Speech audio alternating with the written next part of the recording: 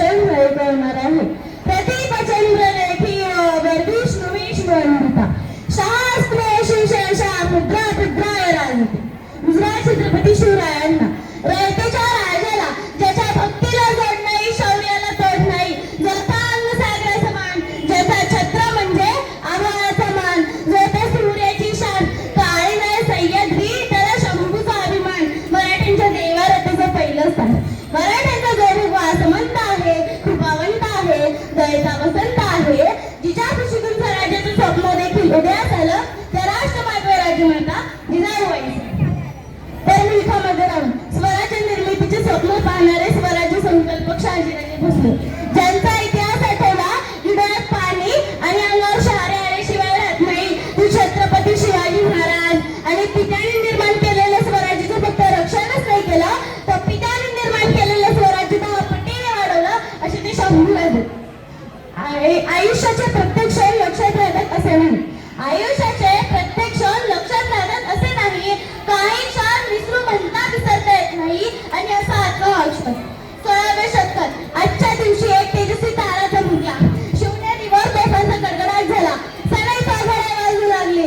एक अरे इथे सह्याद्रीच्या कडेकपारात घुमली. अरे माझा राजा जन्मला, माझा शिवबा जन्मला, दीनदलितांचा कैवारी जन्मला, दुष्टांचा संहारी जन्मला, अरे माझा राजा जन्मला.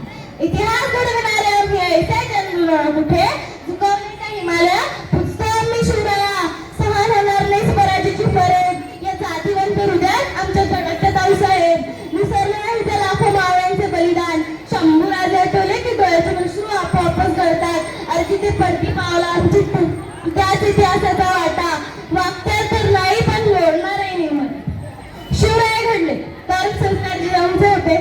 18 पगार जातींचे मावळे घेऊन शिवरायांनी हिंदवी स्वराज्य स्थापन केले.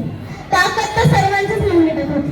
ताकद तर सर्वांच्याच मनगटत होती. पण स्वराज्य स्थापनेची ताकद फक्त शिवरायांच्याच मनगटत होती. फक्त शिवरायांच्याच मनगटत होती. शिवराय निर्व्यसनी होते म्हणून ते प्रत्येक ठिकाणी यशस्वी झाले. आजकालच्या पिढीने त्यांचं काय लक्ष घेतलं? आजकालची बहुतांश पिढी 31च्या रात्री गडबड किल्ल्याच्या पायथ्याशी बसून जर पार्टी करत असतील ना, तर त्यांची घरटी सुरक्षित राहतील का? हाही एक मोठा महत्वाचा प्रश्न आहे. माझ्या मित्रांनो, आज 350 वर्ष पूर्ण झाली तर या महाराष्ट्राच्या मातीला शिवरायांची गरज पडते. ही खूप मोठी शोकांतिका आहे ना, असं वाटतं.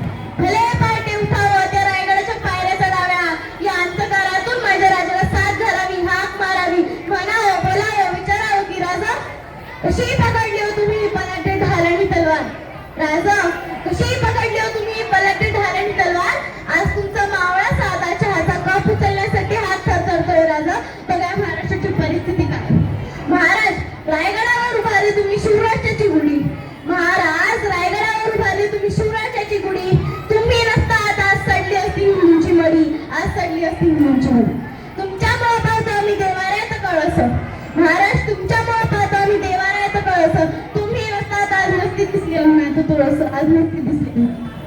माझ्या मित्रांनो, अनेक दरबारात नाचगाणी शोभा असायची, पण माझ्या राजाची दरबारात कधीच नाचगाणी झाली नाही. प्रत्येक स्त्रीला माता आणि बहिणीचा दर्जा दिला गेला. म्हणूनच तर म्हणते, श्वासात रोखली वादळ, डोळ्यात रोखली आग. श्वासात रोखली वादळ, डोळ्यात रोखली आग. आमचा छत्रपती एकटाच मराठी वाघ, एकटाच मराठी वाघ. शेवटी एवढेच सांगायचं वाटते. रयतेच्या पायी जो जन्म घात जिंकला, रयतेच्या पायी